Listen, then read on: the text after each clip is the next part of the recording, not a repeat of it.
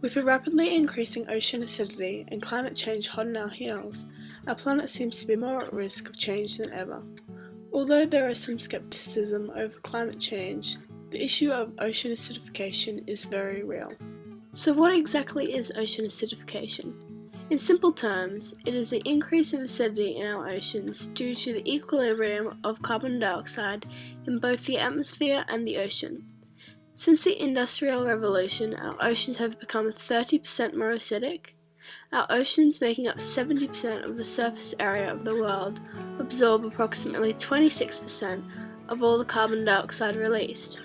From these statistics, it becomes obvious that the chemistry of our oceans is rapidly changing from the effects of carbon dioxide. Commercially, carbon dioxide is the offset of the combustion of hydrocarbons, and this is where the majority of carbon dioxide pollution comes from. An example of this is the combustion of methane. Carbon dioxide consists of 2 oxygen and 1 carbon atom, which are intermolecularly bonded in a straight structure. The straight structure is caused by the intermolecular London dispersion forces. So, let's talk about London dispersion forces. No, not from London, but named after the physicist Fritz London. London dispersion forces are a temporary cluster of electrons to form negative and positive regions of an atom. Specifically in carbon dioxide, oxygen is more electronegative than carbon. Therefore, carbon's electrons are clustered into opposing regions in which instantaneous dipole forces arise between carbon and oxygen, in which they are covalently bonded. Although the bond between a single carbon and oxygen is polar, hence the dipole forces, a carbon dioxide molecule is nonpolar, as both polar sides of the molecule cancel each other out. Therefore, carbon dioxide is a nonpolar, linear, and centrosymmetric molecule. Although carbon dioxide molecules have no distinguishable polarity, carbon dioxide is soluble in water. This phenomenon occurs in a slow equilibrium process in which carbon dioxide gas becomes an aqueous substance. This happens when CO2 is slowly surrounded by water molecules. Let's just digress for a second and talk about water molecules. Water molecules consist of 2 hydrogen atoms and 1 oxygen atom. The structure of a water molecule is bent, and this is because of the intermolecular forces. This forms negative and positive poles. Water molecules are strongly bonded through the use of all 3 intermolecular forces: dispersion forces, dipole-dipole interactions, and hydrogen bonding. The strength of water molecules is primarily due to permanent net dipole bonds from hydrogen being covalently bonded to oxygen. Back to carbon dioxide.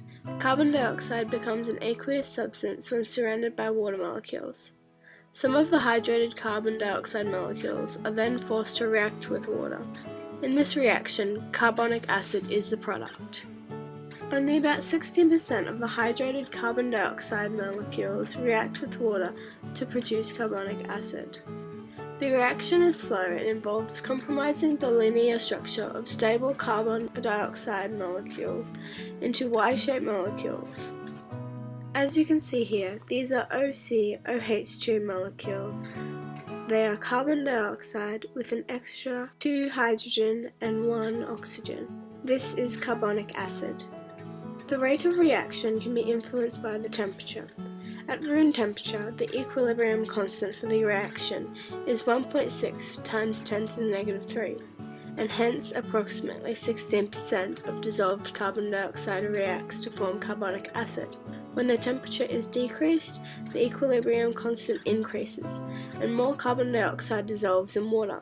As there is more carbon dioxide molecules in ratio to water molecules, there are less reactions between carbon dioxide and water, hence less carbonic acid. On the other hand, when the temperature is increased, the equilibrium constant decreases, hence more carbon dioxide is in the atmosphere, less carbon dioxide dissolved, and more carbonic acid. Think of this reaction in terms of a can of soda.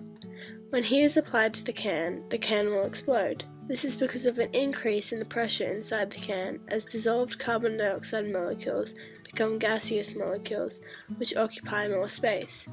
In accordance to Gay-Lussac's law, P1 over T1 equals P2 over T2, equilibrium must be maintained, and the increasing pressure inside the closed can must be equal to the maintained outside pressure.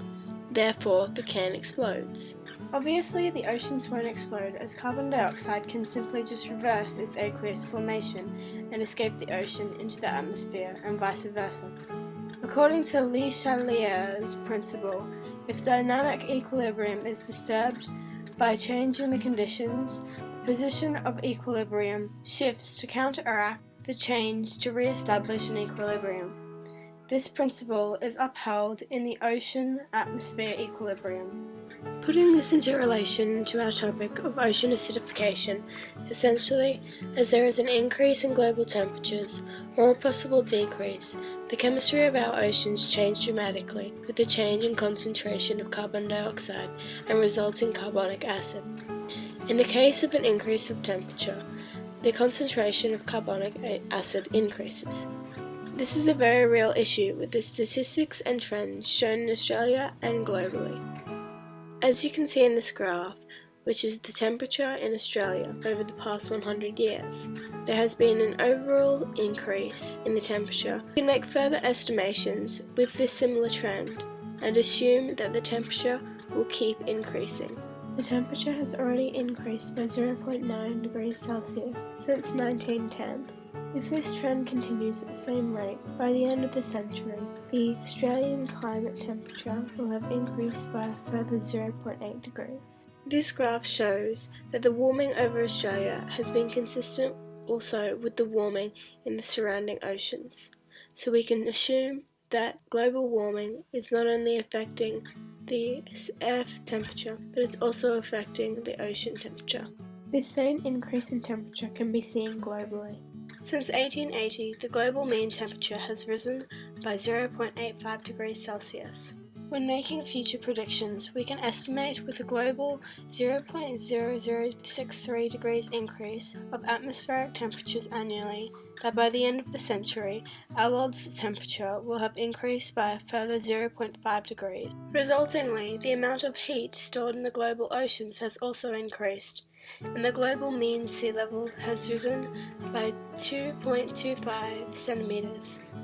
Again, when making future predictions, with an annual sea level increase of 0.2 centimeters, by the end of the century, our oceans will have increased by a further 1.5 centimeters.